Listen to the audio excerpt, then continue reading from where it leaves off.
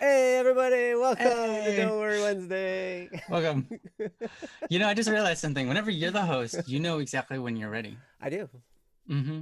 I know exactly when I'm ready, even when I'm not the host. I always know When are when you? when Oh, I'm I meant ready. to I say know when when. I'm ready. Yeah, when you're the host, though, you get to press the button. I guess when you're not the host, you still get to press the button. I So do. I yeah, do. That's what's great about being the but producer. I meant when you're the host, you are ready, as opposed to when I'm the host. It doesn't like I don't get to decide when to press the button. That's You right. still get to do that. That's right. Mm-hmm. Don't you want to be the button pusher guy? No, I don't really No. care. Okay. Nah, it's all right. Okay. All right. I just go with it. I like Ready or I not, like there pushing the we are. button. I like pushing the button. I like making, You like yeah, pushing the buttons? it's cool. I like pushing your buttons. Please do. Cause Push all my Ryan, buttons. dude, you don't have any buttons. I probably do. No, I do. I have buttons. Actually, I'm sure. Yeah, you know what? And I think I've seen your brother push them once in a while. Yeah. But but that's because he knows you so well that he knows what Yeah, that where he you. knows what buttons to press, so he pushes them on purpose. Yeah, Yes. that's true. That's true. Yes, it's awesome.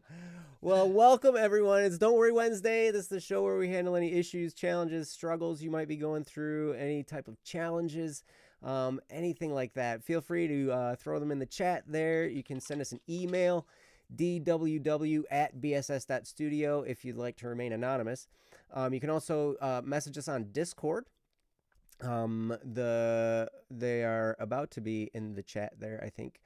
Um, you can DM, you can find us on Discord and send us a private message, or you can go to our website, bss.studio, right there at the thing.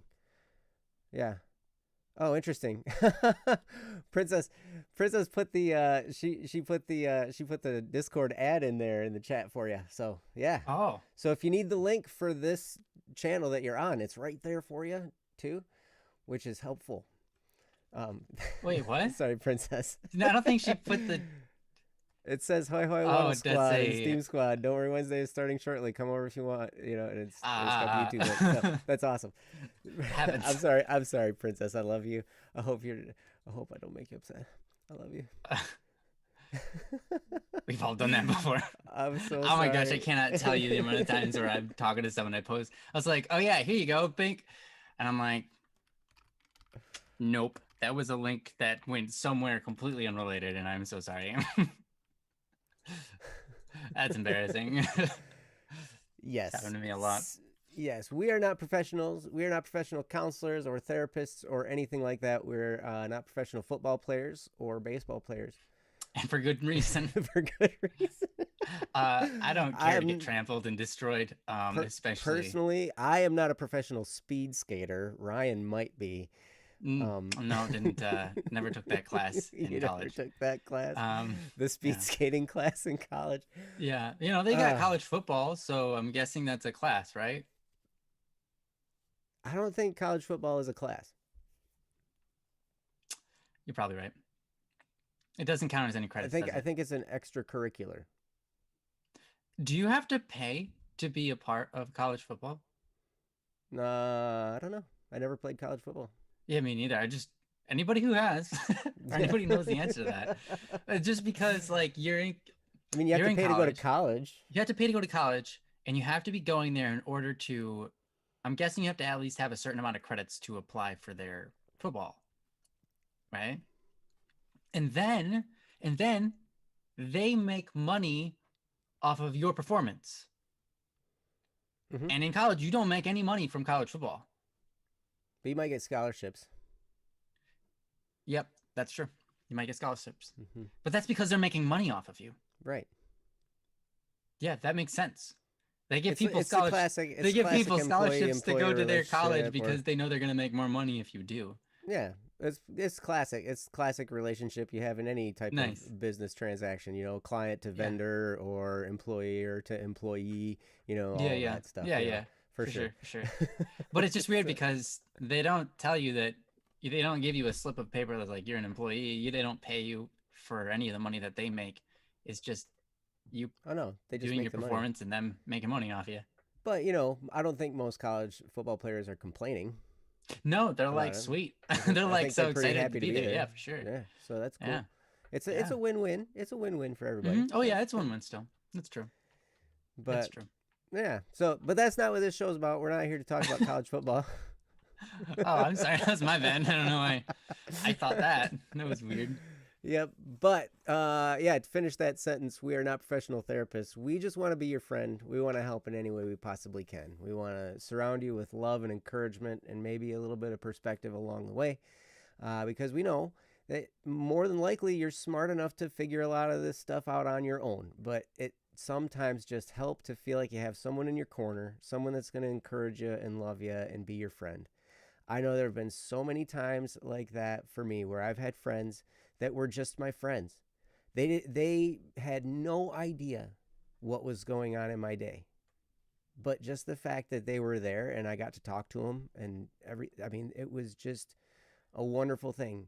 And if I was able to share with them a little bit of what was going on and they still loved me and accepted me even through all that stuff, that was even more helpful. And so that's one of the things that we hope to encourage you to do here is that if you're going through something, feel free to share. And, you know, we're not going to judge you. We're not going to think ill of you at all. We know everybody has stuff that we're all going through.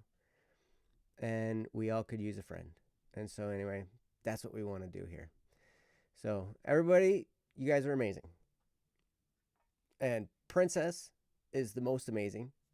She deals with us every Wednesday. That poor soul. Oh my gosh. She is on her way to sainthood. Like, amazingly. And Nice. above Nicely me said. is Static P, also known as Ryan, and I am Joe. Also known as Joe.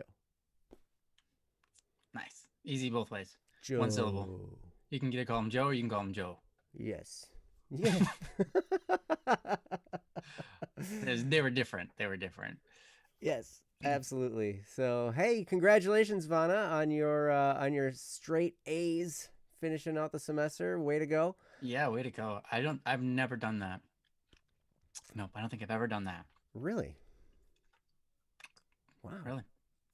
I used to do it. I used to do it before I got later in high school, and then I started to let go of the ball a little bit. The best I've ever did was A's and B's, like a bunch of A's and a bunch of B's. I think I think my best report card ever was all A's except for 2 B's or 1 B. Something like that. Or not 2B. Not was it 2B or not 2B? I can't remember. But yeah. Yeah, that's the best I ever did, and that's because I never applied myself. Very hard, yeah. I hated school, so. Yeah. Well, hey, that's okay. Not everybody hates school, and I don't want you to. If you don't hate school, awesome. That's fantastic. Yep. I'm glad for you. It's always good to work hard. It's always good to try. Absolutely. For sure. You should do better than what I did. For sure. I wasn't trying to set an example. That was my problem. Yes, that is awesome. So anyway, well, what do you say we get this show on the road? Yeah, let's do it. I'm going to go down the list. We've got some topics in our backlog. And I'm going to go through the list of names. If you hear your name, feel free to drop a what's up with your mom and dad in the chat or a dab or something just to let us know you're here. And also, if you have a topic and you don't hear your name, feel free to post it in the chat or let us know.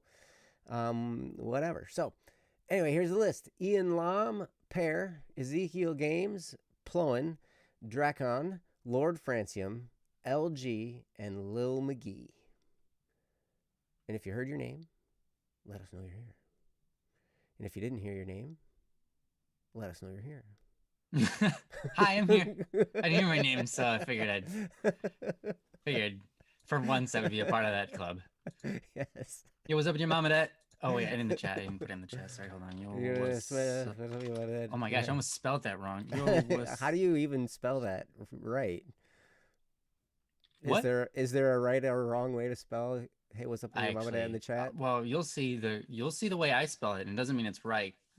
This is an No, acceptable we way of spelling it. You're scared of the letter W. Whoa. Okay, why? Is it because it's next to the letter Q? I'm scared. You know, honestly, I'm scared of the letter W too.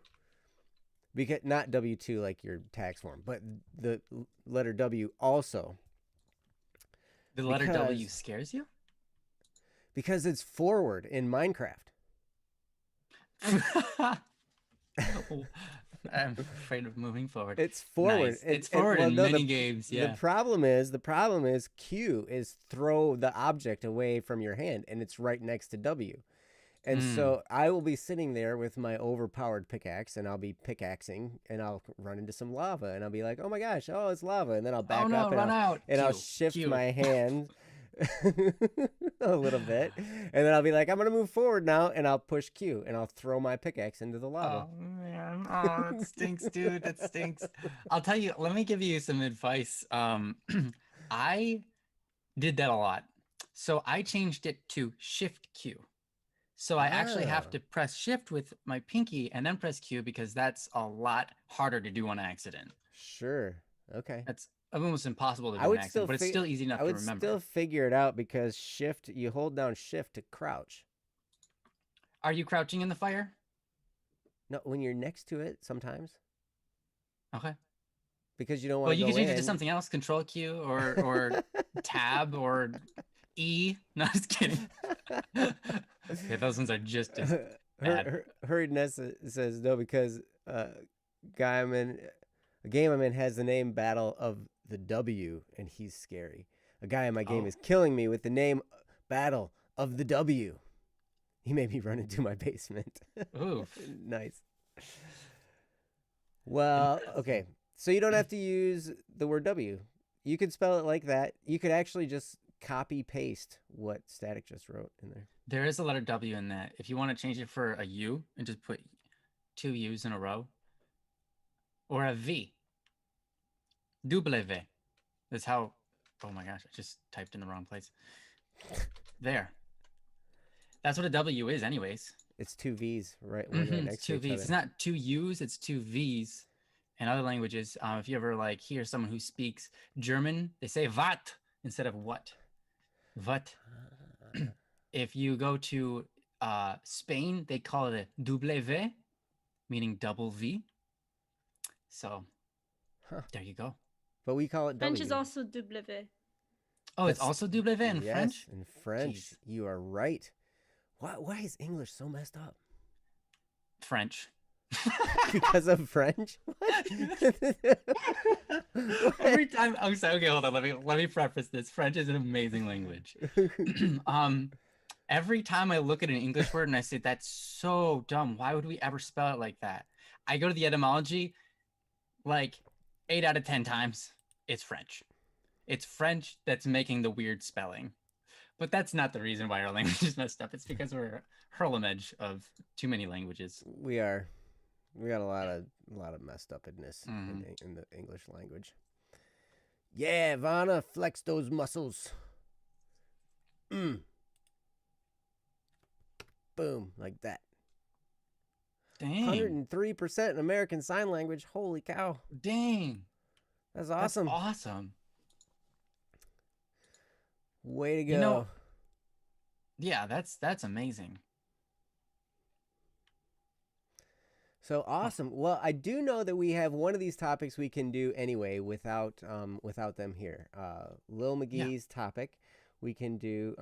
They're usually not able to make it, but they do watch afterward. So we can start with that one and move on from there. So what do you say? That sounds awesome to me. I like that. All right. Sounds awesome to me too. So yes, this is what's it? Changing for the better or learning how to deal with myself. Ooh, this is a really Yes. good topic. Okay. Oh boy. Mm-hmm. This is going to be, yeah, this will be a good one. All right. So I got a link there in the chat for you. You can click it. It's there and it works. Oh man. Good job, Princess. Thanks, Princess. And then, yeah. So if you want to click that link, you can read along while Princess reads it out loud for us. I believe. Princess, is your Yep. microphone working? Okay. Yeah, she told us the French words. Oh, that's right. Yeah. My goodness. My goodness. I'm so off track. I'll tell All you. good. Changing it for the better or learning how to deal with myself. I'm torn between two things. I do not like my outward appearance or my inside, but I'm told that I should love myself. But I'm also told to be the best you or you need to act better. I keep trying to do both, but I already have so much on my mind. I don't need to talk about those things right now, though. I end up laying in my bed watching YouTube or listening to music. I do whatever I can to ignore these things. I feel like I should work on myself. It makes me dislike myself more and more. I just need advice or just someone who knows about this. Thank you for reading. Your friend, Little Lily. Wow. Well, thank you so much for the topic, Lil Lily or Lil McGee, whichever you prefer to go by. Um, this is definitely, like Ryan was talking about. This is definitely a fantastic topic. Um, I know that I have dealt with this a lot in my life. I've dealt with, you know, trying to figure out how to be okay with myself and trying not to be a perfectionist, and also trying to figure out, you know, how not to be too self-focused as well, because sometimes we can there's a fine line between self-love and then too much self-focus, and it can be a really interesting game to try and figure out the middle ground in there. And I'm still trying to figure it out. So I hope Ryan has some good stuff, because I'm gonna listen to him. And then when I come on, it might be like therapy for me, and just I'll explain, all the stuff I go through. So, at Yeah. any rate, so I'm gonna turn it over to Ryan, and he's gonna be awesome. So, Ryan. Yeah. Thanks, Joe. Real quick, I would encourage you, Little Lily, to go check out your post because someone did send or yeah reply with a message. So feel free Hmm. to check that out as well. I'm sure they've had similar experiences and have had um, some movement forward in this part of their life. So yeah, I would recommend checking it out. Um, all right. So, it's kind of interesting thing. We live in a world today where love yourself is said more often than it has ever been in history, I feel. Um, can't know that for sure because I haven't been a part of every part of history, but from what others have said, this is the case. Um, we are constantly telling people that we need to love ourselves, and that's rough. That's not good. Um, that says a lot about our current times. It's interesting because there have been times that have been far worse than this. There have been times of war, right, across the whole world, like World War I, World War II, where everybody was in conflict. There have been times of far more and greater famine, times of far less convenience and technology, times with far less education. And yet here we are in our world today with so much, and yet we stand and feel as though we are grasping at everything we can to feel loved or to find ways to enjoy our lives. And it seems so backwards. We have everything we need. Why is this an issue? Um, and so there's a couple different ways I can move forward with this. I'd like talk about a couple different things here. Um, one thing is to define what it means to love yourself. I think that's a good starting point, right? What does it mean to love yourself? Um,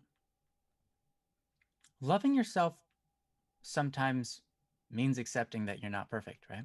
Hmm. I think it's important to remember and to recognize, if you've never noticed this before, but Maybe you're religious, maybe you're not. If you are, you know, in the Bible it says God created man and he called it good. He created all things in this world that we live in, and he said, and it was good. He never once ever said it was perfect. He created the trees and the sands, the animals, and he said, these are good. Didn't say they're perfect. We as human beings, we are made for good. We aren't made for perfection. We can't achieve that anyways. I mean, good isn't correct, necessarily the correct word either. I think that something even more is holiness. Now, again, if you're not religious, it can be hard to understand what holiness is, but it's ultimately what a lot of people call good. But good is a word that's not correct because we can say, I'm good at being evil, right? So that word doesn't work in that sense. But we can't be perfect because we weren't designed to be. We need to look at ourselves and say, I am what I am. I am where I am at right now. And that's okay. Because at this point, I still have all of my future ahead of me. And right now, I can start to change this or that. But even more so, right now, right here, I can do something good. See, when we strive to do good in the world, that's when we feel most fulfilled. And that's often when we feel like we most love ourselves. When we look at the world and we look at each opportunity as a chance to do something that is holy, something that is good, in those moments, we forget ourselves and we move on to help someone else. Or even if it's not help someone else, we get lost in something we're creating. You know, you can do something good, even just creating something, a piece of art, some music, a poem, a story, a character, a box, carpentry, you know, building cabinets, whatever it is, you can get lost in your craft. And that's good, right? But it's important to recognize that we aren't human doings. We are human beings, right? So even if you're not doing anything, right? That's, I think, for a lot of people, the hardest time to love ourselves. So love, right, is to desire the best for, right? When you say, I love this person, it means you desire the best for them. You truly just desire the best for them. Even if that means going through hardship to learn their lesson. You know, when we see our children, sometimes we have to scold them so that they understand that that wasn't the right direction that they were taking and that they need to do something else so that they can be a better person, so they can live a more fulfilling life, so that they can feel happier with themselves later in life. I think as human beings, we're currently spoiled, and it can be hard to notice the lessons in our struggles because our struggles are so not a big deal. And I don't mean that our struggles aren't a big deal, but it's not like we're at war. It's not like lives are being lost, right? Our struggles are a big deal, and they're an inner battle, and they're a battle of heaven and hell in that regard, right? In some cases. But when we have everything at our disposal, you know, we have food, we have water, we have peace, we have kindness in our world, you know, there's plenty of wonderful people out there. There are bullies too. But my point is, I think that the struggles that we go through sometimes aren't enough to show us the way. And we need to start looking at our lives to seek out how to start having those struggles so that we can be shown the way. Happiness is a satisfaction, right? When you're satisfied with who you are, you tend to be happy. Even if the world around you isn't great, you can still be happy with who you are, right? And I think it's really hard to do that when you don't love yourself. So you have to love yourself. And again, what is that? That's to desire the best for yourself. So there are times when you're going to do something stupid and you're going to do it on purpose and you're going to feel the guilt and you're going to hate yourself. And at that moment, you need to be like, nope, I need to get back to loving myself as fast as possible. I don't need to sit here in this guilt. I don't need to feel like, oh, how could I be loved by anybody? Especially like God, the creator or whatever. I'm not worth it. I should just sit here in this pain and not move forward because I deserve to not move forward. But those moments are the moments where we need to move forward most, aren't they? So as faster you can stand up from your problems in that case, like if you have guilt, if you don't like what you've done, if you look at your past and it sorrows you, the best thing you can do is do away with the idea of deserve and just stand up and start moving forward. Because we don't really deserve a whole lot of anything. We weren't deserving of life before we were given it. We weren't deserving of the food that our mothers gave us to keep us alive. We didn't earn any of that. We didn't do anything for it. And honestly, all the gifts that we have, all the technology at our fingertips, we didn't deserve that. We didn't do anything for it. We just buy it. And we're like, cool, I have this computer that can connect me to the rest of the world and all of this other stuff, all of this information that I can learn from and grow myself from. Did you really work hard to make all of that stuff? Or are you taking advantage of the world around you? Well, you're taking advantage of the world around you, and that's okay. It's there for you to do that. That's what it's there for. But you didn't deserve it. So don't do the opposite and say, well, I deserve pain. Right? Just move on. Does that make sense? I hope it makes sense. I think lastly, when you're looking to love ourselves, right? And we can say, okay, yeah, what I should be doing is the things that make me a better person, right? Because that's what loving myself is. It's working to give myself the best life, right?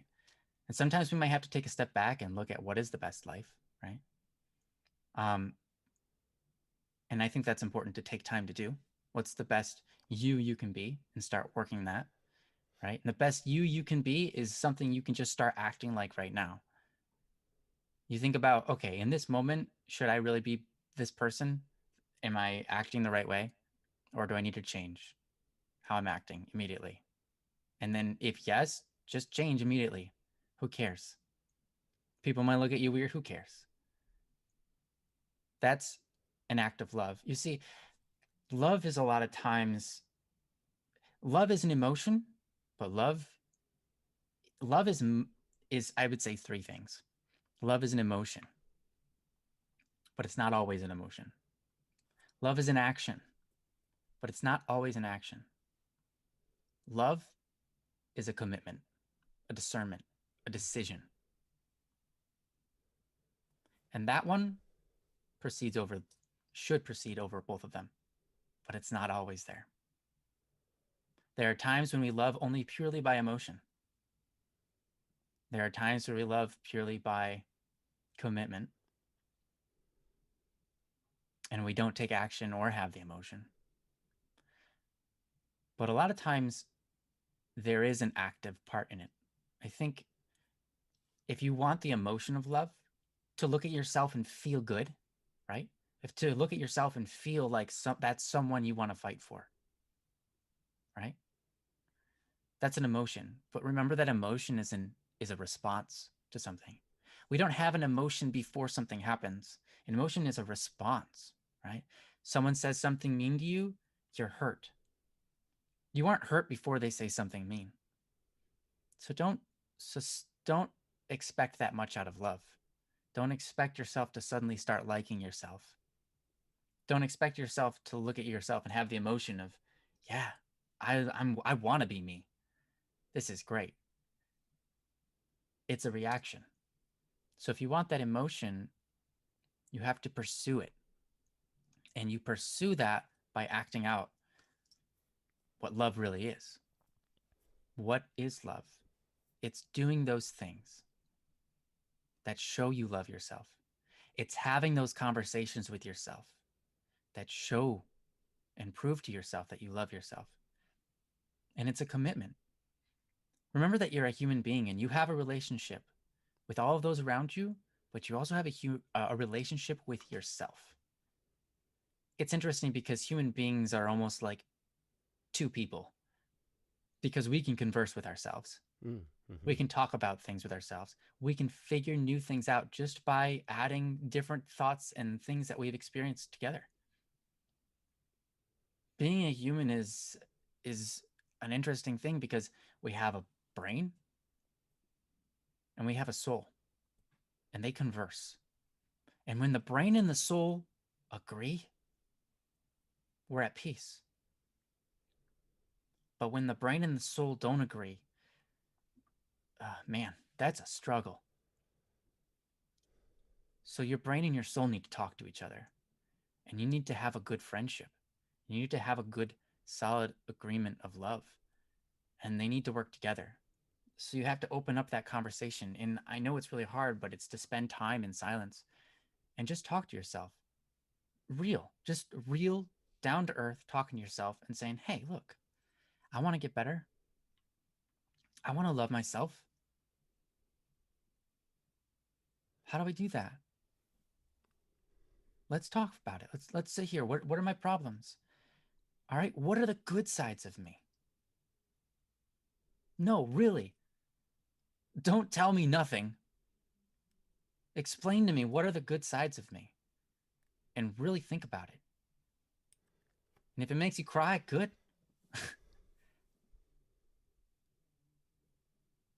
Because when you ask yourself that, most of the time you're going to get a nothing response. Or you're going to be like, I can't see anything that's good about me. There's nothing good about me that's not good about someone else. It doesn't have to be that you're the only one good at something. If you see something good in someone else, that's beautiful. And if you see that goodness inside yourself too, that's equally beautiful. Right? So it's okay if you look at yourself and you say, well, I'm not very good, but I'm good at a couple of things. These couple of things are good in me. Good as in holy. They mean well. And the fact that you're here with us shows me a lot about yourself. You know, you want to be good. You want to do good. You care about people around you, and you care about yourself enough to ask these questions. So I hope that you can have that conversation with yourself. Be honest and be kind. Don't be brutal. You don't have to beat yourself up. You can be honest and say, well, this is something I'm not very good at. But you also have to be honest and say, well, this is something I am good at. You know, we can only do what we can do. And we can do nothing more. And that's good. And that's okay. You don't have to be the best at anything. Because only you are you. And no matter what, you're going to be the best you.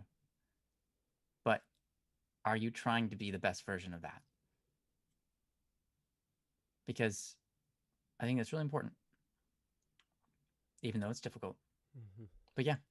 I hope that was helpful. You know, this is a struggle that we all, I think almost all of us have had to go through at different times in our lives. And maybe it's about time you sit down and have a good conversation with yourself. Maybe you've done it before. maybe it's a good time to start praying if you haven't done that in a while, if that's something that you're compelled to do. But yeah, you're an amazing individual. You're a beautiful human being.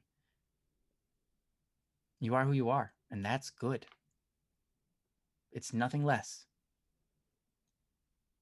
So stay strong. You got this. There are many of us who've walked this road before, and we've made it through. And there are times where we make it through and then fall back and make it through again. So just like the rest of us. Mm-hmm. Not perfect, but good. Going over to Joe. Wow, thanks, Ryan. That was very helpful for me, actually. I can. Me too. Good. I'm glad. But yeah, everything that Ryan was talking about is so important. You know, understanding that love is desiring what's best for an individual, and that includes ourselves. You know, in order to love ourselves, we, want what's best for us. And a lot of times, what we're going through, even if it's painful, can be what is actually best for us at that point in time. You know, I always talk about exercise. When I exercise, it causes some pain usually. But I know that pain is good because it's making me stronger. I know the sore muscles the next day are good because that's because I worked those, and they're going to come back stronger as a result. You know, I'm going to have more endurance. I'm going to have more strength. But those are things, I mean, pain, even though we avoid pain, like, it's crazy how much we kind of are pampered a little bit, like Ryan was talking about. We're a bit spoiled in our society, and we do kind of pamper ourselves, and we avoid pain at all costs. But all pain isn't bad, because pain can be a sign that something good is happening. It can also be a warning that something bad is happening and needs to be addressed, right? It's kind of why pain exists in our bodies, physical pain, because it's a signal that says, oh, there's something going on here, needs to be addressed, and we need to remember why am I feeling this, right? What brought this on? And then you can kind of ask yourself these questions and say, okay, is this serious enough I actually need to see a doctor, or is this just something that I kind of brought on myself and it's okay, I know how to deal with it myself. But I really love what Ryan was saying, because I still cycle through times of, where I'm feeling pretty good, and then times when I'm feeling really crummy. I have dealt with a lot of failure and a lot of things throughout the span of my life, and it's funny because that it's just one of the things. But I have learned that failing doesn't necessarily mean you're bad. It just means you've got stuff to figure out. A lot of times what failure means is that you're trying, because if you're not trying, you probably won't fail because you're not trying. But okay, so I know at least if I'm failing at something, well, I'm trying. So at least there's that. But I have an affirmation. And in that affirmation, it says, one of the lines is, never forget that true freedom is freedom from self. Now, what does that mean? I spent a lot of time in attempting to detach myself from myself, meaning to detach my focus from myself and trying to not focus on my own selfish desires, the things that I want, and instead trying to think, how can I be a gift to the world? How can I be of service? How can I be something useful? How can I be something valuable to the people around me, to the world around me? And I try and shift my focus there, because a lot of times, I will look at myself and I'm not all that impressed.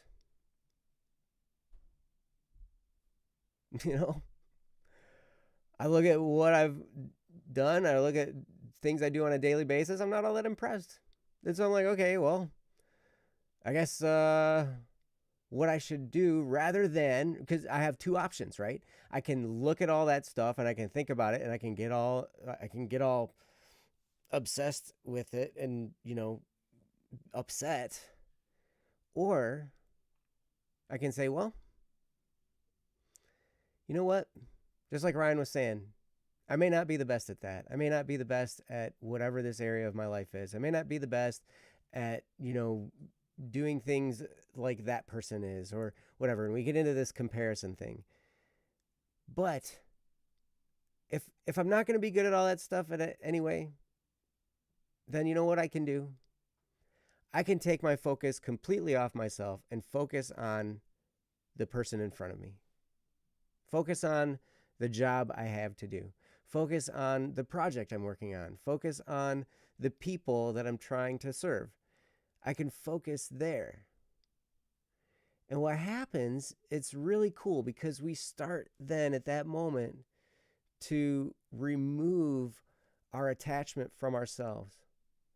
And when we're focused on helping another person, that's the best way to get past, I've found in my life. And it's hard because I'm an introvert, and I would much rather just be by myself. But when I find somebody that needs a hand and I go and help them, it's magical. Because a couple things happen. One, I feel like I'm doing something good. And that automatically boosts my self-esteem. It boosts my self-value, right? The value I hold of myself, because I'm doing something good. I'm doing something virtuous, and I'm helping another person. And the other thing is, it takes my focus off of myself and puts it on that other person. Because now I don't have to be focused on all the things that I've done wrong, all the ways I've screwed things up, all the different ways that I'm not making the grade, and whatever it is. We can be our own worst enemy in that regard. And many times we are. But I'm still learning this way of, I like to call it self-detachment. Just to not focus on all the stuff that I want. I remember I used to get a lot of success training type stuff, success books and audios and stuff. And a lot of times people are like, hey, put your dream out there and focus on it. And, how bad do you want it? And all this kind of stuff. And there's some value in that for sure. But as you go through your life, and maybe you don't get all of the stuff, maybe you don't hit everything on your own time frame that you wanted, that you set, you set some goals and you didn't hit them, whatever. It's really easy to get discouraged.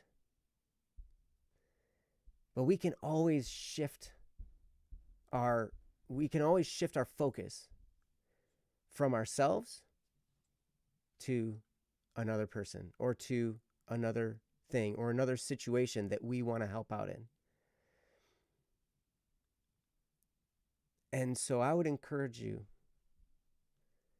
that if you are feeling this way, and it sounds to me like this is a struggle that pops up, maybe frequently. But if you can find a place where you can serve another person, find a place where you can help, find a place where or a person or whatever that you, without desiring anything in return, you just help. Soup kitchens are great. You can go and, if you're a praying person, you can be a part of a prayer team, whatever. There are all kinds of different things that we can do that can be helpful to another person. And when we do that, it's great, because Ryan has talked about depression being it's a negative attitude and kind of like a self-obsession, right? An obsessive self-focus. So we're focused on ourselves, and we're thinking negatively, right? Well, when we go to serve another person without thinking of anything else in return, and I love Ryan's example that he uses all the time, or maybe not all the time, but once in a while, he said, I just went and Every I time. did the dishes. I just went and I did the dishes, right? So I was feeling kind of crummy, and so I went and I did the dishes. And what happens, it's something that maybe we don't really like to do. Sometimes that's even more valuable because then we're like, hey, I just did something I hate doing Mhm. because I know they hate it too, and so I didn't want them to have to do it. And so I served them and I did something productive. And so in two ways, we kind of get a boost.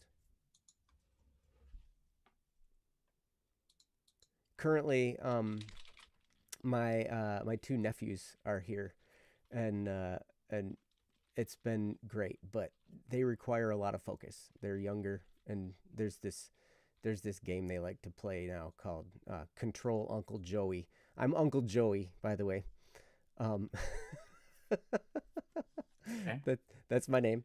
But anyway, so and they it requires at least one child on my back, treating me like a robot and controlling me and usually trying to attack the other brother, right? Like that's kind of the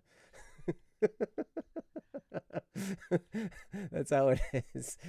But it's been pretty crazy, but it helps a lot to have situations like that where your focus has to be somewhere other than yourself.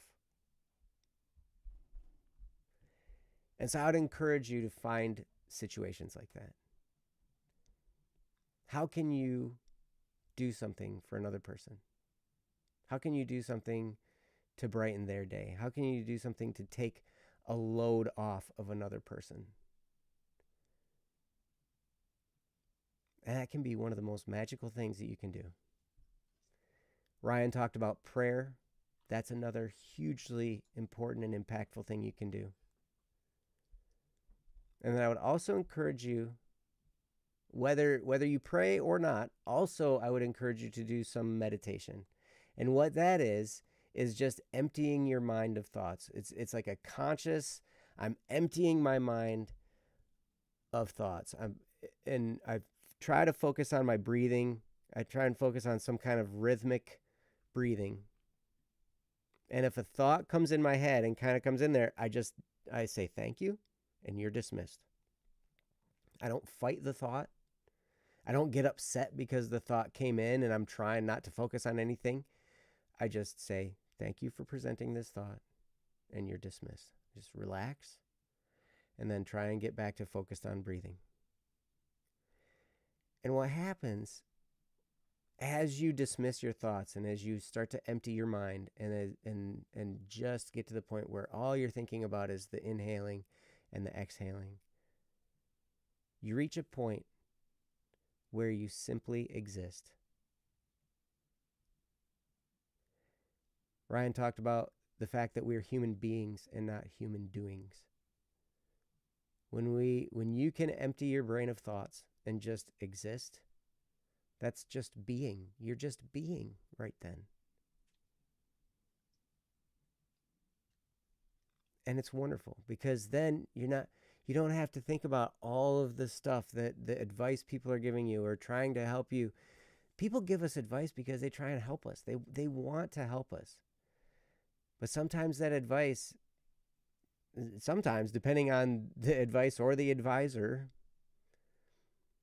it can even be a little bit more hard to deal with sometimes. So I totally understand. But if you can find moments where you just simply exist and understand, okay, all that stuff I can set aside for now.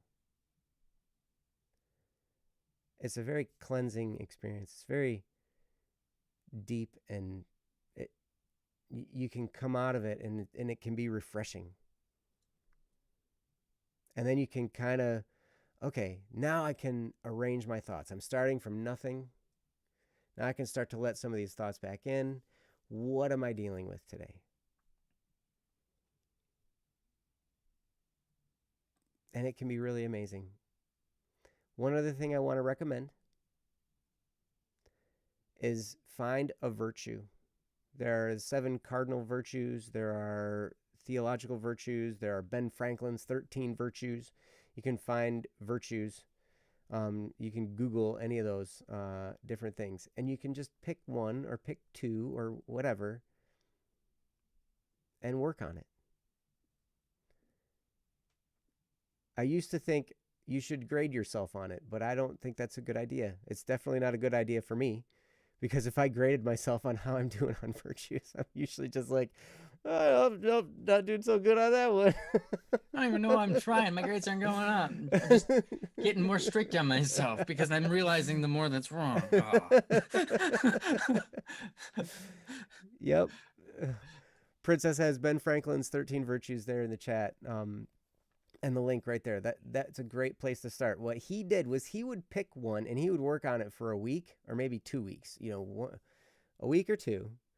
He'd focus on one, and then he would cycle through them, right? And so he would focus on one, and then he would switch, and he would focus on that one, and he would switch, and he would focus on that one, and he would switch. And I think actually, yeah, since it's 13 virtues, if he did it every week or every 2 weeks, he'd get a certain number of perfect cycles each year, because there's 52 weeks in a year.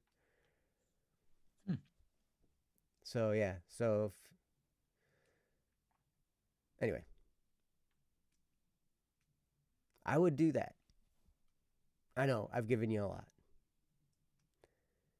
but these are just some things that have helped me. The main thing is to take your focus off yourself. To try and, it's hard when somebody's advising us to love ourselves more, because then it almost makes us turn ourselves inward on ourselves even more. Like, how do I love myself? How do I do this? When the real answer is to detach ourselves from ourselves and to focus outside ourselves. And we can let go of ourselves, and we understand, you know what, I might screw things up. I might not do everything perfect, but I'll do my best. I'll try my hardest. And at the end of the day, even angels can't do any more than that. We can't do better than our best. And none of us are perfect. So it's okay. But anyway, I've talked for a while. I'm going to turn it back over to Ryan. Ryan, did you have anything else to talk on this topic? Just 1 or 2 things. I have to make a few corrections to what Joe said. One thing I was going to say is I would rewatch this video, rewatch this segment at the least, rewatch what I said and then what Joe said, and get a piece of paper and write down the many things we gave you as things you can try. Because we've said a lot and we've given a lot of different activities you can try to do to help move you forward, right? So I would recommend re-listening to all of this. It's not going to hurt to do so. In fact, a lot of times when you re-listen, you start to notice things you didn't hear the first time or didn't quite grasp, or even add on to the things that we've said and find new discoveries in them.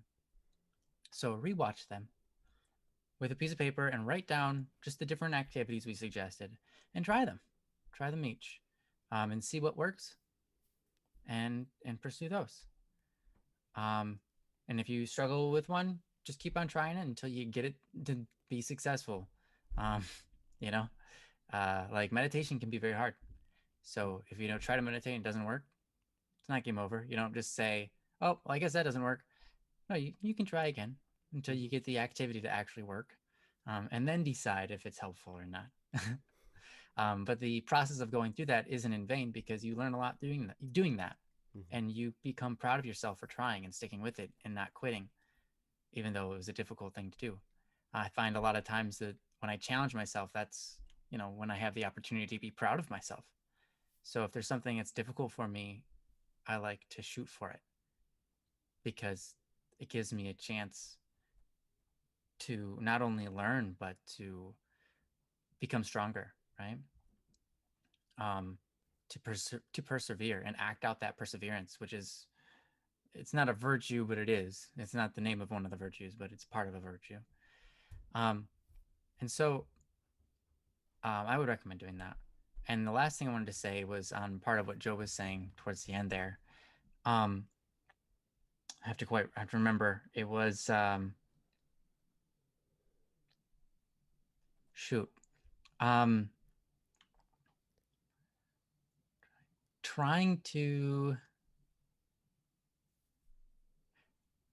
man. Do you remember the last couple of things that you said? I said a lot, man. I'm sorry. I know. I'm You know, sorry. oh, I remember what it is. Taking the focus off yourself when you're trying to love yourself. Okay. Here's the thing. When we can stop worrying about ourselves, I think that's a lot of times where you found you love yourself. When you're not concerned with yourself, not like you've forgotten yourself or you gave up on yourself, not like not like you don't care about yourself anymore in that kind of regard. It's when you no longer worry about yourself. When you realize, and this has been the truth all along, despite maybe all the lies other people have told you or you've told yourself, but this has been true all along. When you realize that you're going to be okay, whether you worry or not. When you realize, you know what? I'm going to survive. Whether this happens, my fear happens or not. Things are going to be good because I'm going to make them good. I can get through whatever comes my way. And if I can't, well, then that means I'm dead. Cool. But if I get through it, I get through it. I think we obsess over ourselves and worrying about how we look, worrying about, what other people see in us, worrying about whether we're successful, worrying about the next page of our story, worrying about what comes next. If something's not going to work out, worrying about if we're going to get that job, worrying about if we're going to pay rent time. These sound like things that are worth worrying about. But you know what? I'm sure you're not Catholic, but if you were Catholic, you probably were in Mass recently. I won't go there, but it says we can spend all this time worrying about stuff, and it might compel us towards action, right? And that's good. Action is good. But whether we take that action or not, we find ourselves okay. What I mean is, God provides. If God has time to feed the birds, He has time to feed you. Right? The birds survive, and they're not even smart. The dogs, they have food. Sure, some of them die from starvation, but it doesn't sound to me like you're starving. If you are, go get some food. That's available to you. Stop worrying about all the little things. And some things are little, and we make them big. And that's almost everything. So it's interesting when you can let go of yourself and say, you know what? I could spend time worrying about myself, but it's a waste of time. All I can do is try to get better. So that's what I'm going to do. When, I don't know how to explain any better than that, but like when you no longer feel the need to focus on yourself and worry, at that moment and at those moments of life, you feel full. You feel like you love yourself. You feel independent from the world and the suffering around you and in you, because you feel like it's whatever. I can focus on doing the good things. And that's what I'm here for. And that's what's going to make me feel better and more fulfilled. You know, it's just kind of interesting. So if you can get to the point where you're not thinking about yourself, because what Joe was trying to say, you know, it's hard to love yourself because you think about yourself. Like when you say love yourself, you immediately think about yourself. Mm-hmm. But the truth is, true freedom, like Joe was saying, was freedom of self. It's freedom from having to worry about yourself, because the truth is you don't have to worry about that.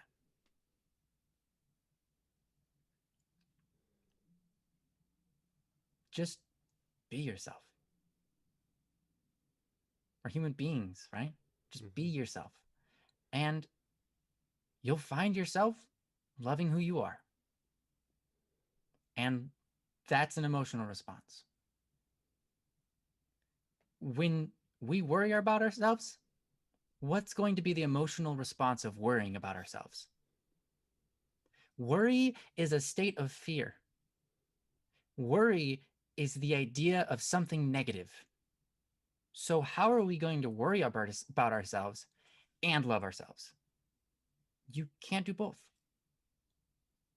Because when you worry about yourself, all the negativity starts swirling. And that negativity is going to be pointed inwards. And you are going to be mean to yourself.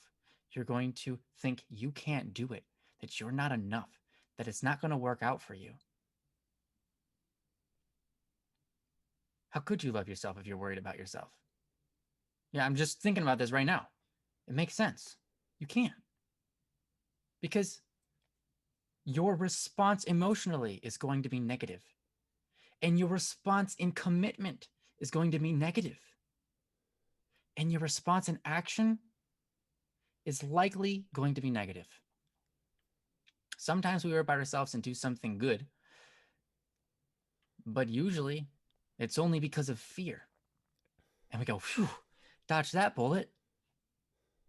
Not like that's not loving yourself. That's dodging pain. That's dodging suffering. But suffering's what makes us strong, is it not? So you can dodge that all you want from worrying and taking action. That's not going to help you love yourself.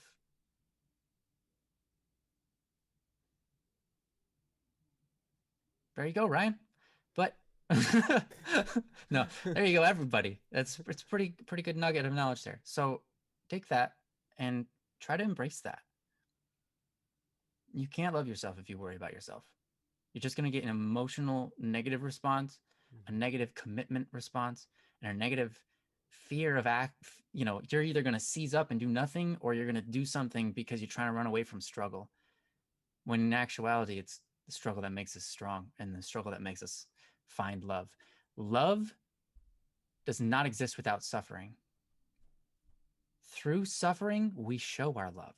When there's someone out there and we want to show that we love them, it means we do the things that require suffering. We do the things we don't want to do for them. And we suffer through it because we love them. So if you love yourself, you suffer through the hard times for yourself. And prove that love through that suffering, right? So in that, be willing to go through your trials. Embrace them. Be excited and open your arms to those hardships. Embrace them. And just say, hey, you're here and you're suffering, but I'm willing to go through this for me. And that's one of the best things you can do. You know, the best thing that we can do in life is love. But if you fail to love yourself, that's a big problem. Jesus says, love your neighbors as you love yourself. Yourself comes before your neighbors in that sentence. Rather, they say neighbors first in the sentence, but yourself is the precursor. If you're to love your neighbors as you love yourself and you don't love yourself, how much of a failure is your love going to be for them? You have to be willing to suffer for yourself. Because here's the thing. God loves that person. And you're the only one that can do anything about it. So love yourself. Fight for yourself. Fighting isn't painless. Fight for yourself. That's what love is. Right? Love is a battlefield. Embrace it. Love is also a lot of great things. Love is a reward. But it comes through sacrifice. So, that's my final statement. It's very profound, I think, because it's not from me. It's from the Holy Spirit. And I hope that we can all embrace that. Because I think that's a big deal. Mm-hmm. Anyways, that's what I got. Nice. Back to you, Joe. I like it. Thank you, Ryan. And thank you, Lil Lily or Lil McGee, whatever you want to go by. Understand that when you're having a hard time loving yourself, we love you here. You will find nothing but love from us. And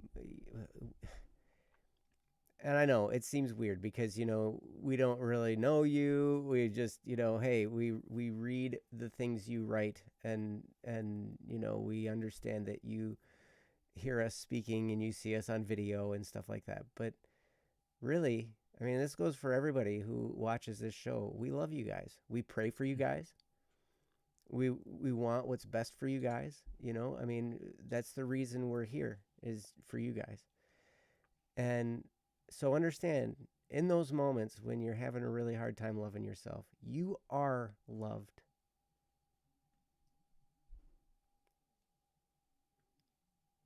And you know what? That can be a really comforting thought. And I know that there have been days when I've survived on that thought. Just the knowledge, like when I'm having a tough time or whatever, might be something going on. Just the fact that I know somebody told me at some point in time, hey, remember that I love you. Especially in those moments when, you might be having a really hard time. And so remember that. And Princess loves you too. Yep. I include Princess in we. Oh, sorry. I just wanted to say specifically. Oh, yes. Okay. All right. Well, she gives you a hug. Yes. Thank you so much for the topic. And thank you for contributing. It's wonderful. So with that, and Vana, we know you got to go. Good luck wrapping the stuff for the wedding. Yeah, have a great wedding.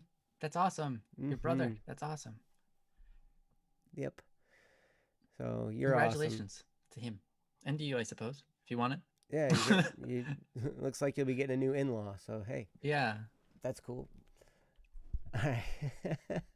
Okay, I go now. Bye-bye. Bye. Bye. All right. So anyway, what do you say we move on to another topic? Awesome. Would that be a good idea? You think that's a great idea? Mm-hmm. I think it's a good idea. I think, Ryan, you had some really profound stuff to say. Thank you. Well, yeah, it wasn't me, so I just opened my mouth and stuff came out. So that's good. I'm glad. Yeah, I like when that happens. That was good. That felt good. Awesome. So, all right. So I'm going to go down the list of names again. If you hear your name, then feel free to let us know you're here. Ian Lam, Pear, Ezekiel Games, Ploen, Dracon, Lord Francium, and LG. Excuse me. If you've heard your name, let us know you're here. We'd be happy to do your topic. Otherwise, if anybody has a topic or if anybody would like us to expound on anything or say anything, we got a little bit of time left on this show. We'd love to talk about whatever. And if we don't get a topic from you guys, we might just come up with our own. And that can be really scary. Yeah. Also, sorry to everybody for taking so long on that topic. Apparently I had a lot to say. So I hope you guys needed it. It was helpful. It was good stuff. Of course, we also have a backlog of things still, right? Like we do, I think. Ones that I think we have some stuff. Was it older topics queue? Yeah. Older topics queue. Oh yeah, all right. We could In just case kind we of want to do pick one of one. these. Yeah, we could pick one of those from yesteryears. Yesteryears, or yeah. days past. Um, so yeah, we've got one Christmas in long here gone. about music. We could talk about that one for days, probably, Uh, because it has to do with music. Meowlido has a one-word topic, if we Oh needed yeah, one. what's Does that mean we also have to respond in kind with one word? well? Hopefully, yeah. Yes. That's is that your one word? I hope it is. I hope that's helpful. Now you're using way too many words now. Yeah, shoot. It's so hard. Yeah. Do you have a one word topic? We'd love to hear it. That wouldn't be much of a topic if we just said one word. That's very true. That would take us a lot less time than the last topic. That was 2 words, Meowlido, but that's I know that's not obviously. Yeah, sure. Like you have a word for us to talk about, and you're not like talk about this word, but talk about the topic of the word or meaning of the word. Understanding the word and embracing the word, maybe. I don't know. Phlox, a hox, and office, pilifination. Close. And then you're mixing them. Floxanox and hilopilification. That one, yeah. Yeah, Hippopotamonstrossus clupidillion. Everyone knows anti-disestablishmentarianism. Yeah. And then there's that volcanosonic, whatever crazy one that is a medical term, but I don't know that one. Whoa.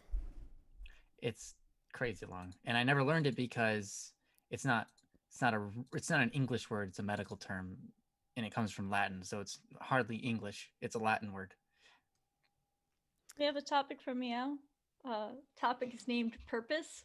Purpose. It goes like so. Purpose. That's the other topic. Oh, all right. Thank you, Princess. Would you mind reading us? I just did. I can repeat it for you. Thank you. Let me just give me one moment so I can write it in the chat for Joe. Yes, please. Thank you. Oh, perfect. Oh, yeah. My bad. I got to stop the last one. See, this is the thing. There's only one word in it. Purpose. So this is a topic from Meow. It's titled One Word Topic. And the title... I love it. And it reads, Purpose. You know what? I could probably type that one. Yeah, you could type out the whole topic.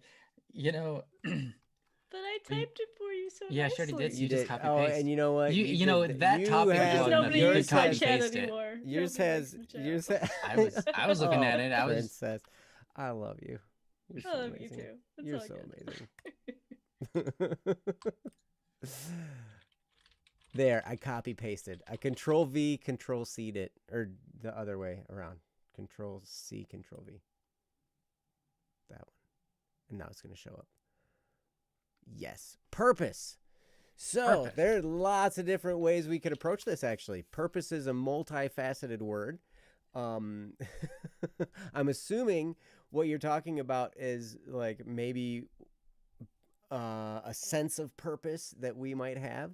There's doing something on purpose also, which means like you meant to do it. But we also have or meaning. So I'm guessing, to have purpose or meaning in our lives. I'm guessing that's kind of the direction that was the intention. If I'm off track here, please correct me in the chat. But if we're on track, then that'd be great. And I'm going to just hand it over to Ryan, because I know I've been inspired by watching him live on purpose. Yes. Finding one's purpose. What's the purpose of things? Absolutely. I mean, I have been inspired by him, watching him find his purpose, discover his purpose, and live his purpose. And he's got a lot of he's a great example, I guess, of this. And hopefully he will be able to expound on his great exemplitude. Well, thanks for thinking so. I appreciate that. and I just made that word up. Exemplitude. I thought it was a real word. You pulled it off, man. You sold it. I I'll sold use it. it. Exemplitude. Examplitude. Mm-hmm. It's kind of like Um, amplitude with an example, like an example. yes, it's a Yeah. magnified or amplified example. Yes. So Awesome. take it away, Ryan. Thank you. So purpose is an interesting thing. First, I'm going to start with the definition because this is helpful. It kind of gives you a direction. And you don't need the definition to understand this word, but I want to use the definition to kind of tell a story. The first definition, using purpose as a noun, the reason for which something is done or created or for which something exists. Okay, so I know the topic is purpose as like pointed towards ourselves in our lives, right? Purpose is to feed the cat. Nice. Yeah. Like we look inward and we go, what is my purpose? What is the reason I was created? And what is the reason I exist? Right? So this is the one definition of purpose. And to use this is an interesting way to think about it. Have you ever heard the question, what's the meaning of life? Mm-hmm. I think we've all had that question appear to us, even in humor. I remember a teacher going, hey, anybody have any questions? And raising my hand and saying, hey, what's the meaning of life? So That depends on who here's you the thing. ask. Yeah, it's a good question. Mm-hmm. Agent And Smith the says teachers- the meaning of life is to end Neo. Neo. This isn't the Matrix. But it's geez, that threw me off. So when I was it's okay. When I was man, I think it was just before college. I think it was about to start college. And I had this inner debate with myself. I remember pacing about in my room, walking back and forth and thinking, you know what? What's the meaning of life? Let's see if I can actually solve it. So I was like, okay, what's the meaning of life? What does that mean? The meaning of life ultimately means the same thing as purpose. When we ask what's the meaning of life, we mean to ask, why are we here? What were we created for? And being a religious person, I came to my answer. Though my answer didn't come to me through me, I was pacing my room and I was like, what is the meaning of life? What, to be created? Why were we created? And the answer struck me as if from someone else. The answer struck me as if I had not said it, but it was a thought that was given to me. And I claim that nothing short of a miracle. And the answer to that question was love. Because I love you. And I thought, well, clearly it's not just me, right? That'd be an answer for everybody. The reason we all exist is for love. We exist because when I think about it, right? If you are religious, you believe in God, then why would God create us? He's capable of doing anything. He is everything. He doesn't need our love. There's nothing that we can add to him. There's nothing we can add by existing. Right? He's not doing it for a selfish reason. He's not doing it for himself. He's doing it because he wanted us to exist so that we could have experiences and so that we could be filled with love and so that we could love. And I think that that's really beautiful. If you aren't religious, then that might not be your answer. But I think that's a very beautiful answer, right? Is it not?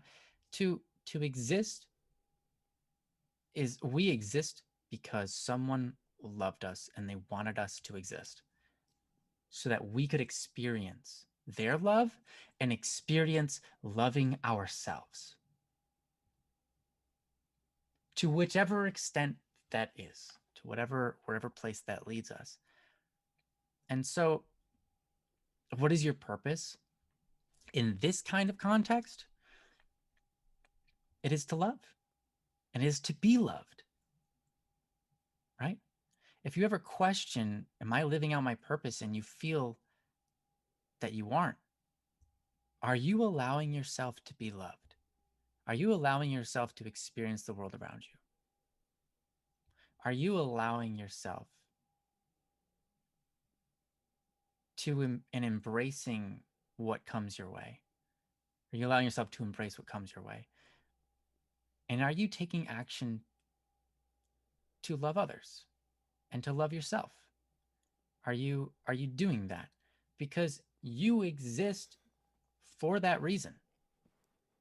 And if you fulfill that reason, if you accept God's love and you give that love back to him, then you're doing even more than what you were created for. And that's huge. And if you can take that and you can love others around you, love yourself, and love God, that's magnificent. Your purpose is already fulfilled. Is it not? That's awesome. And so purpose isn't always going to be what you think of as a lofty goal, something that you chase after for the rest of your life, something that you're doing. My brother once said, a purpose is a dream that's bigger than life. And I think that's a good definition, because it gives you the thought, like, it's a dream that's bigger than your own life. It's a dream that helps others around you. It's a dream that makes the world a better place. But what ultimately is that? That's just love. So purpose is just love. So then love. And you will fulfill your purpose. It's not, like I said, it's not always going to be something that you have to strive and reach for, like some lofty goal or ambition or dream. It can be in the little moments, and often is. Purpose is often fulfilled in the little moments, in the moments where someone reaches out to you and you respond, in the moments where you see someone crossing the street and you're having a hard time and you say, okay, let me help you, in the moments where you take it upon yourself to pray and let God know, hey, you know what? Thank you for loving me. I love you too. You will fulfill your purpose in those moments more often than you find yourself fulfilling purpose in some lofty, grandeur, amazing act where people glorify you in. You have a lot of talent and good to give to the world. And as long as you continue to use that and do that, people will look at you like, wow, look at that person. He is a man with purpose, and he's doing great things. And the truth is, you're just being yourself. But your order is to do good. Your order is to do holy things. And that's what makes it amazing to others. A man who's seeking out and living out purpose doesn't feel like he's doing anything more significant than the others around him. He's just a man who's focused on loving and acting that out the way he feels he's meant to. We're all called to love in different ways. We're all called with different lives. We have different experiences. We're going to have different moments. We're going to be in different places at different times. We're going to have different talents. We're going to have different physical abilities and mental abilities. And they're all a gift. And if you use those gifts to give to others, there you are. You are fulfilling your purpose. And I think that best, from my perspective, answers this question, and I hope that that's helpful. If that's where you were aiming and asking. But yeah, I'm gonna move it over to Joe and see what he's got to add to this. Well, I love what you're talking about, Ryan. I think that's so. I love love. I love the love. Love. Yeah. Baron looks like he said something interesting. But always take care when following the banners of men, for they might give you direction but not purpose. You shall only tilt windmills, or worse, do iniquitous works in the stead of another. Well said. Yes, Yeah. absolutely. That's cool.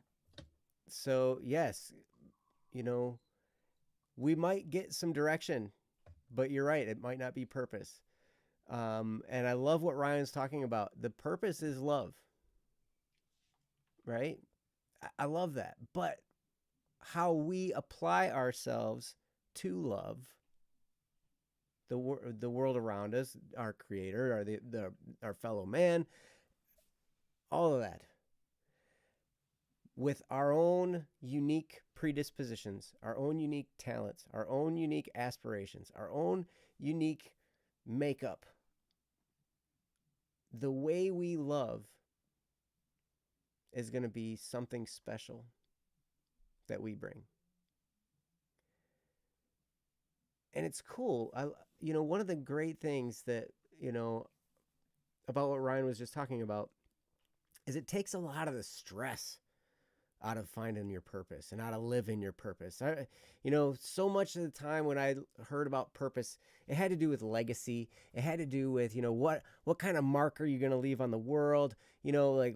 All these kinds of things, right? And then when you start to think in terms of that, you think of grand design type things, or at least I did, thinking about, how am I going to make a big splash? How am I going to impact a lot of people? How am I going to do all this stuff, right? Mm-hmm. But when the purpose is to love, it takes all that stress out of the equation. It's like, wait a second. I just have to love in the way that I personally am going to be best at it. So we start looking at what we're good at. We start looking at, what kinds of things we like to do, what kinds of things we like to be around, what kinds of things, do we like to surround ourselves with? We look at those environments and those types of people. We look at that. How can we apply love in that? How can we love through what we're good at and what we're drawn to? Because we're all drawn to different stuff. I'm drawn to learning. I'm drawn to, reading. Actually, it's mostly audiobooks now, because I drive a lot. And so, my reading now is listening. I'm drawn to detail. I'm a musician. And I'm also drawn to, little detailed things. I was an instrument repair technician, a band instrument repair technician, and that's all tiny little, itty bitty things that are mechanical and really tough to deal with and really fragile, right? and it was a great job for my predispositions because it was detailed and it took a little bit of finesse. It was not just mechanical, banging on things, but it took kind of a, there was a real feel to the whole process, right? Along with the being very detailed. I'm good at working with my hands, different things like that. And so you can take whatever it is that we have a propensity for, and we can throw love into that. There was a therapist named Viktor Frankl. He was I don't even know if he was Jewish. He ended up in a Nazi concentration camp. And he noticed that purpose was the thing that got people through being in a concentration camp. And so he designed a whole system of therapy for psychological therapy called logotherapy, which had to do with helping his patients find purpose. Because he knew if he could help them find some kind of purpose for their life, because he watched it happen at concentration camps where that was the key element to whether someone survived the ordeal or died in the concentration camp. More times, I mean, obviously, people were just randomly killed, but but the people who survived the just harsh conditions, they were the ones who had a sense of purpose, who had a sense of what their life meant. Positive thinkers? Nope. Negative thinkers? Obviously not. I mean, if we start thinking negatively, then we can just kind of go down the tubes, right? But positive thinkers, it can be almost a surreal or unreal type of thing. We can get into this almost Pollyanna, everything's great, everything's wonderful. No, it's not. Sorry. No. It's not always just happy, clappy wonderfulness, right? I mean, hey, I can be, woo. But no, it's not always wonderful. Sometimes things downright stink, and it's hard. But that doesn't change the fact that we can love, even when it's hard. Ryan said earlier, that love is really shown through our pain and our suffering. And, when it's hard, that's when love really comes to the surface. It's easy to love someone when everything's easy. It's when it gets dirty that it gets hard. When someone hurts you again and again and again. That's when it gets hard. And man, I don't know. I love what you were saying though, Ryan. I really, man, it's so cool because a lot of times I would think in terms of, okay, what am I good at? What's all this stuff supposed to mean? Okay, I'm good at music. I'm good at this. How am I supposed to turn this into a purpose? And so everything was really, really practical. But when we can learn that it doesn't matter if we do something big, it doesn't matter if we do something revolutionary, it doesn't matter if we invent the iPhone, you're not going to invent the iPhone because somebody else already did that. Yeah, and you wouldn't call it that either because that would get you sued. Right. Unless you wanted to get sued and that was your whole point, but that's not a good purpose to chase after. Right. Yes. But I love it because when you think about it, a person who does grand world-changing things that sweep across and maybe make them rich and famous and all that kind of stuff, I mean, that's, hey, great, wonderful. But what's more impactful to the life of a person? Some big thing that somebody invents? Or the fact that somebody took a moment and shared it during a time of pain with somebody? You can ask yourself the question, who do you remember most? Do you remember an Olympic gold medalist from the last Olympic Games? Or do you remember that teacher that actually treated you with respect and kindness and encouraged you when other teachers were kind of giving up on you? Do you remember that friend who was there for you when things were hard? Do you remember that moment when a parent maybe showed that they loved you, even in the midst of struggles that were going on? Maybe it was time, I remember going through my teenage years. They were really hard, but there were a few moments that I remember where my parents, either one or both, they said something really, really meaningful that I just brushed off or acted like I was cool or whatever, but it got into my heart. And I remember exactly everything about that moment.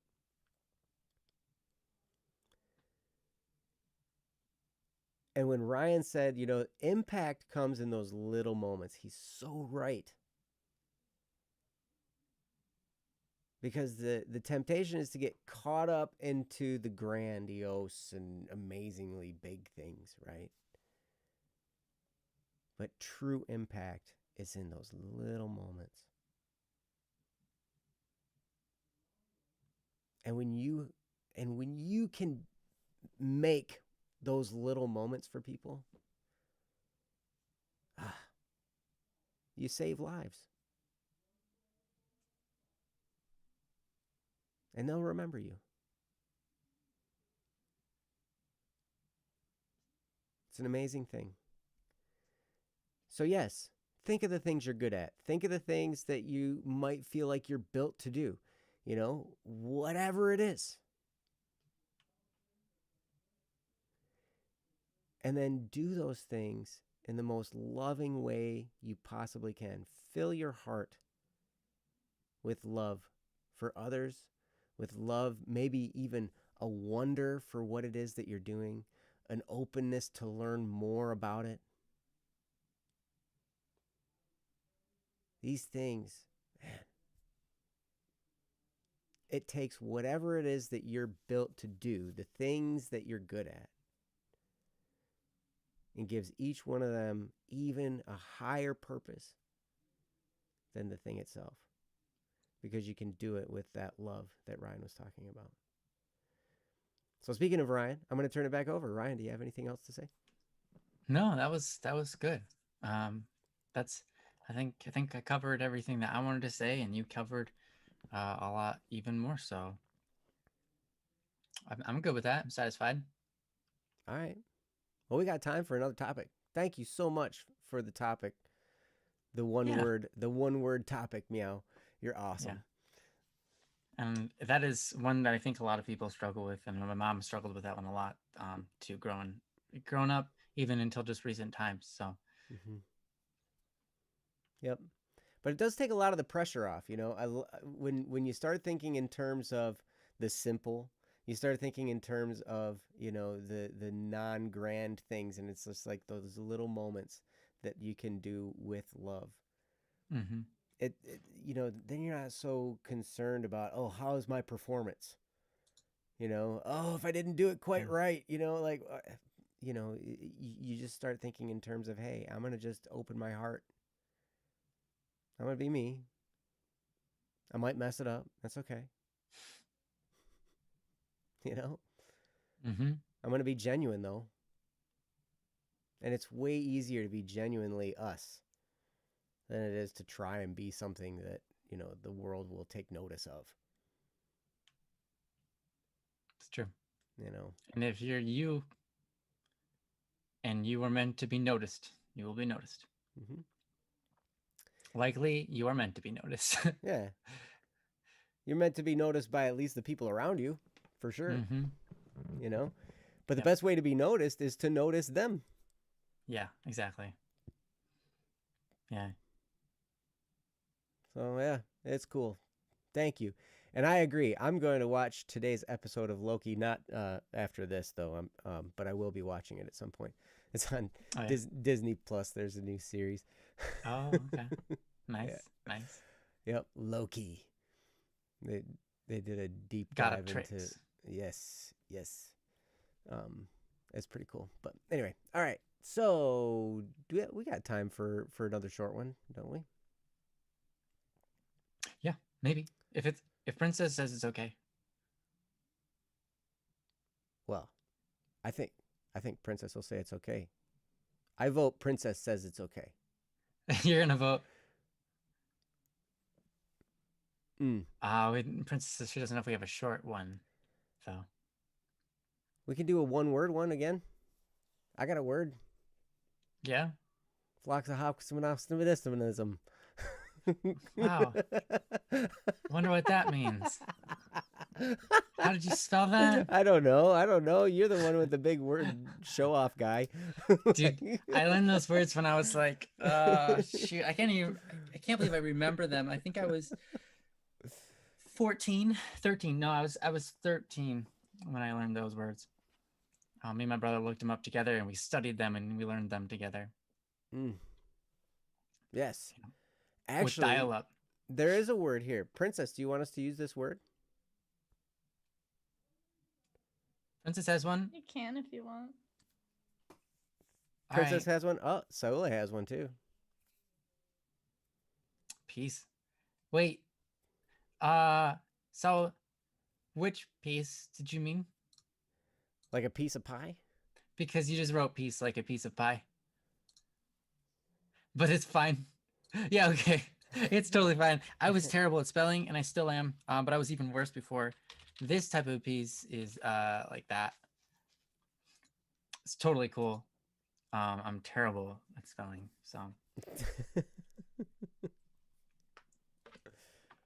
We can just settle this. All right. Peace. Peace, love, and rock and roll, right? That one? all right, guys. Peace. Hope you have a good time. Oh, peace.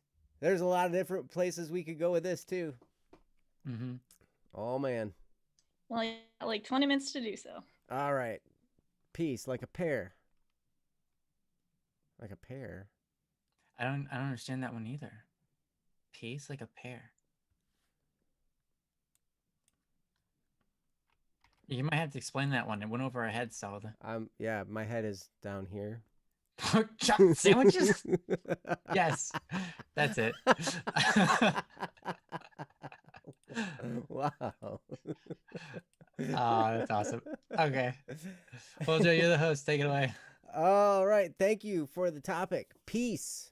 Oh, wait, did Princess read it for us? Oh, princess. This is a topic from Sule. It's a one-word topic. It goes as follows: peace. Peace. Brilliant. Peace. I love the way you did that, Princess. Thank you. There are lots of different angles we could take with this one. We could go with peace amongst ourselves, peace in the world, peace between, us and our family members and our friends, or internal peace, peace with ourselves. So, yes, we could go lots of directions with this. And so I'm going to get right out of Ryan's way and let him handle it. Oh man. Sure. Peace is I think something we all strive for. I mean, in American culture, you have the beauty pageants, and what do they all say? Like, what's your dream? World peace. Yes. That's the cliche answer. But it's an honest and good answer, to be honest. Their answer is honest, and I'm being honest in saying that it's a good answer. So I was trying to say, all right, peace is I'm going to look up the definition. Peace definition, because sometimes we find little hidden nuggets of helpful truth in these. Peace, it says freedom from disturbance and tranquility. Sorry, freedom from disturbance.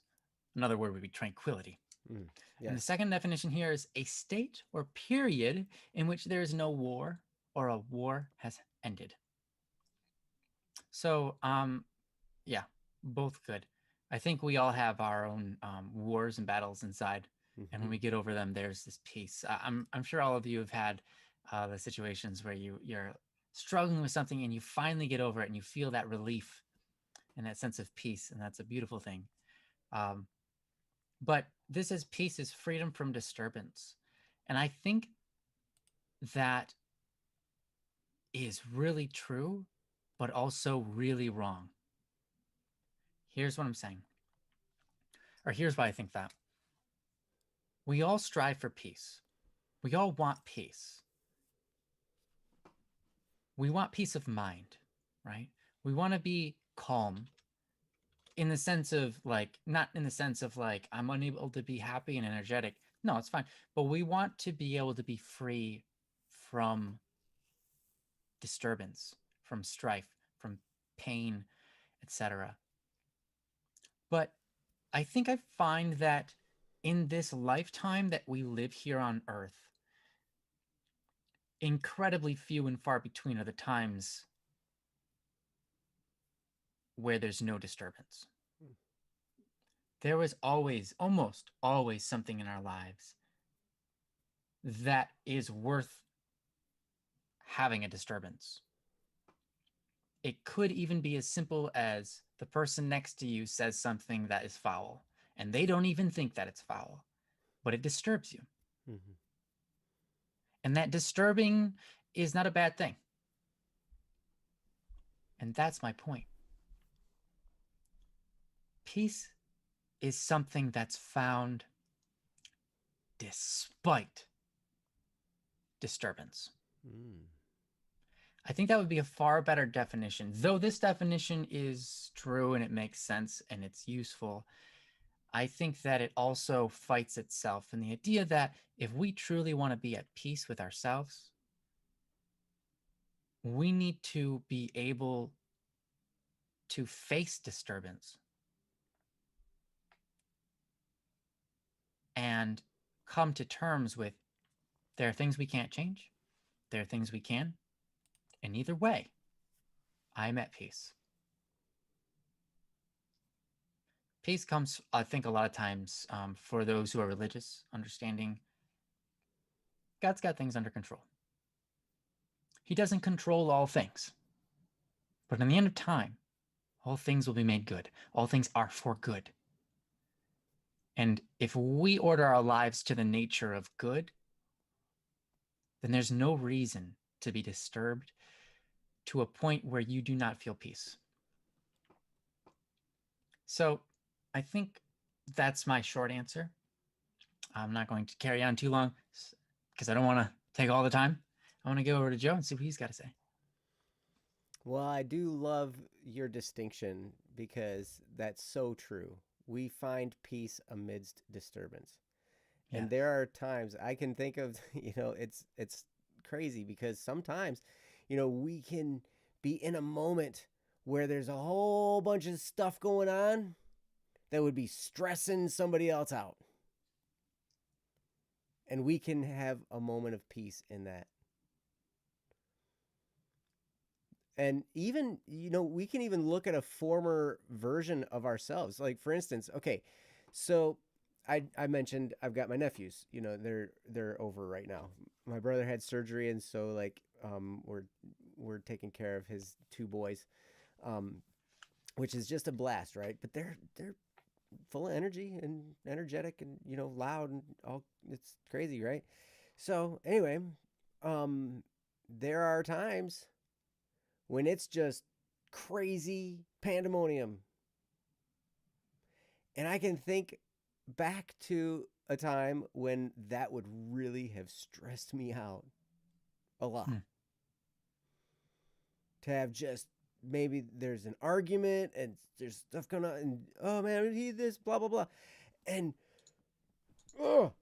the tension is just going crazy. And there's noise and yelling and stomping and pounding and throwing and all whatever. But in those moments, can we find peace? And I've really just learned how to just say, I'm not going to let it freak me out. I'm just, whatever. It's what we're dealing with right now. And the cool thing is when we can find that sense of peace, it helps us make better decisions. It helps us really handle issues better. And it helps us to be creative. We had an instance where my younger nephew got kind of upset because, we kind of changed the game we were playing. And, so he sat there and he just started crying. And I was like, hey, what happened? And there was a time when I'd be thinking, okay, what's going on with his brother? Now he's crying and now it's all just stressed and what am I doing here? But I was able to, in the midst of that, be a foundation for him and just ask what's going on and talk to him and apologize to him, which it really, that goes a long way for a kid when you can sincerely apologize. Because, yeah, I mean, he had his feelings hurt. We didn't really do anything wrong, but his feelings got hurt. And I was sorry that his feelings got hurt. And I didn't mean to hurt his feelings. So I could honestly apologize and say, man, I'm so sorry for hurting your feelings. That was not what I was trying to do. And that goes a long way. It goes a lot longer than saying something to the effect of, oh, hey, we didn't do anything wrong. You shouldn't feel this way. Right? Because anytime we're expressing our feelings, to have someone tell us that those feelings aren't valid doesn't really help. Right? Mm-hmm. So it's like, okay, so at that moment I was able to just relax and do that. So it helps me sometimes because Kyle's like that. I'm like, dang it, he's right. I should just get over myself, but okay. Yeah. It doesn't feel good. No. Logic is cold. Mm-hmm. Yes. And yes. And correct. All right. Sorry. Right? Mm-hmm. But so here's the thing. How do you find peace? Seek disturbance. I learned this by being a property inspector. Mm-hmm. Mm-hmm. Because when you're a property inspector, you go around and you take pictures of houses against people's will. They do not want you there. They find out you're there and they know that their principal on their mortgage is going to go up because there's going to be a fee for an inspection tacked onto their mortgage. And so they're not excited about that. Plus, there's some strange dude showing up, sticking his arm out of his car and taking a picture with his phone of your house, right? And so it's like, might be a little disturbing, right? And so people come out and they yell at you. They're mean. They swear. They say the swear words. All of them. Every single one of them. They call you swear words. They threaten you with more swear words. And sometimes bats. Or And sometimes shotguns, weapons. in my case. Exactly. Yes. Guns, bats. Guns, yeah. Dogs. They bring their dogs or they out. say that they say you're stalking their children. Yep. All kinds of stuff, right? And they're gonna sue you or whatever it is. Yeah. Report you. So the first few weeks and months and even maybe year of doing this profession, right? It was really kind of stressful, like dealing with that, on a regular basis. But as you handle it more and more, you start to look past it. You start to look past the disturbance. And when you can see beyond the disturbance and to what's going on in someone's heart, now you can really start to experience peace amidst that turmoil, right? If I was to look at my nephew and he was having a moment of, discouragement and crying and stuff like that, and to just think, what's wrong with you? Why is this wrong? We didn't do anything wrong. But because I'd handled lots and lots of disturbances and I was able to see, okay, there's something going on in his heart right now. Amidst the disturbance, I was able to cut through the disturbance and see, okay, here's a child whose heart is hurting right now. What can I do to soothe that? What can I do to help? And it's the same with someone who's freaking out at me when I'm dealing with an inspection, because I see them, and at first you see the face value.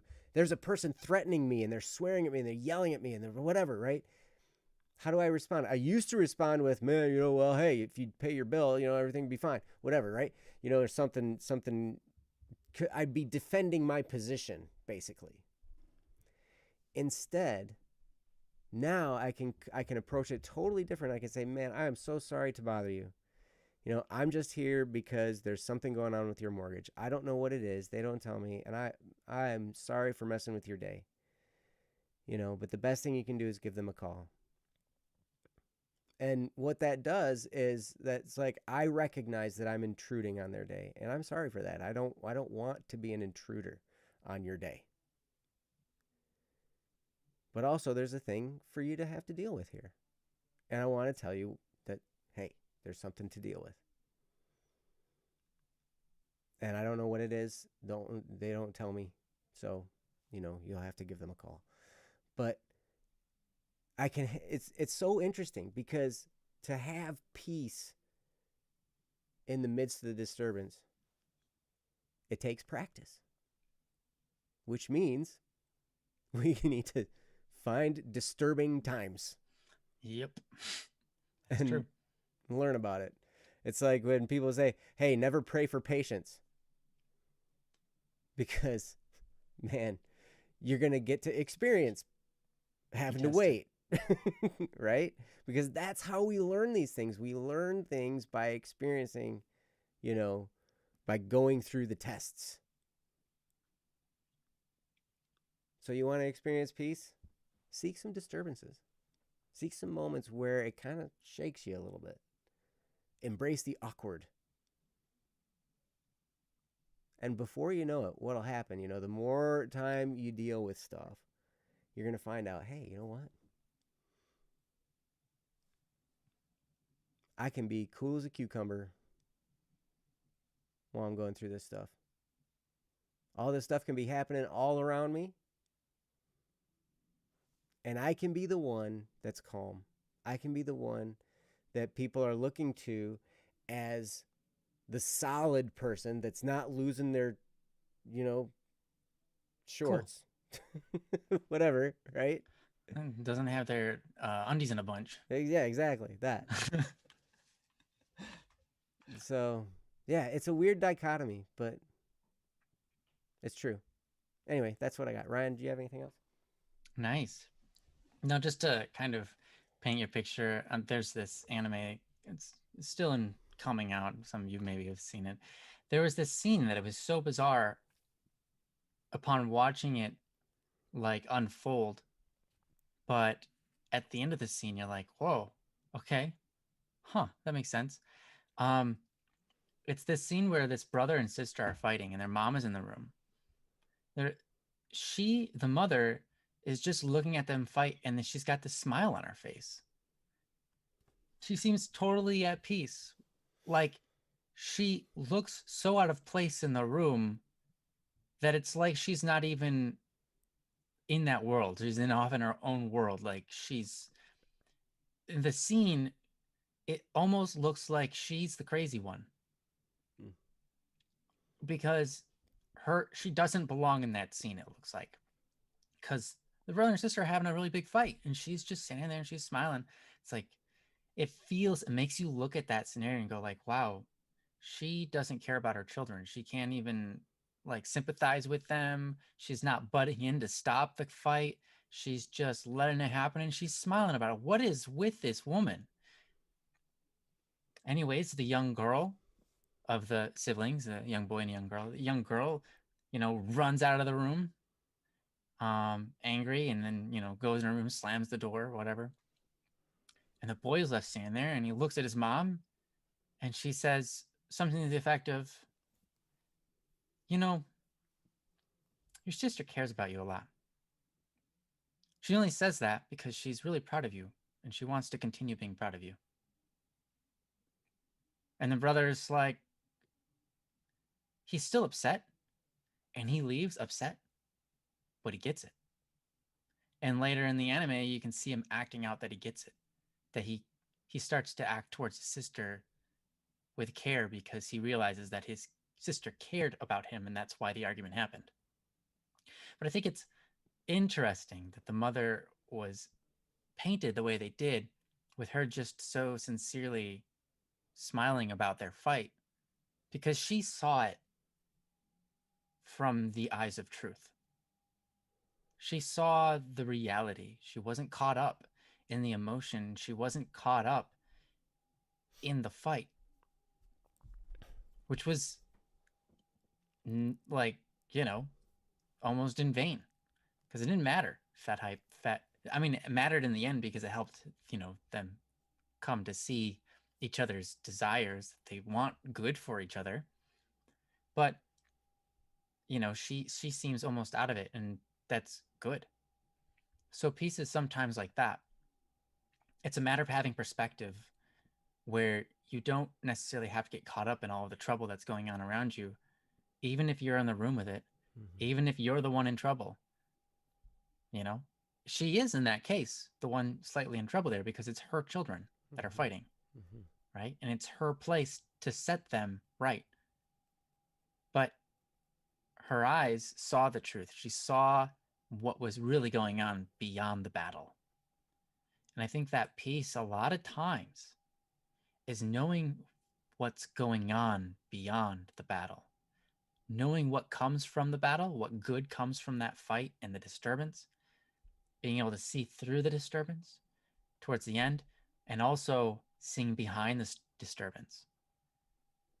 Having a full picture. A lot of times, instead of putting us at more dis-ease, because we're like, oh, it's even worse than I thought, a lot of times when we see the full picture, we see that it's surrounded by light.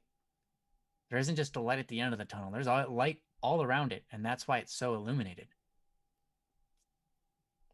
So we shouldn't be so disturbed. So disturbed that we can't see the fuller picture, right? Peace a lot of times is just getting the full picture and being able to, I guess, be at peace with it. Know that it's all right and that it's good. So yeah, that's what I got. Perfect. You're perfect. Or at least you're not any less than perfect. Well,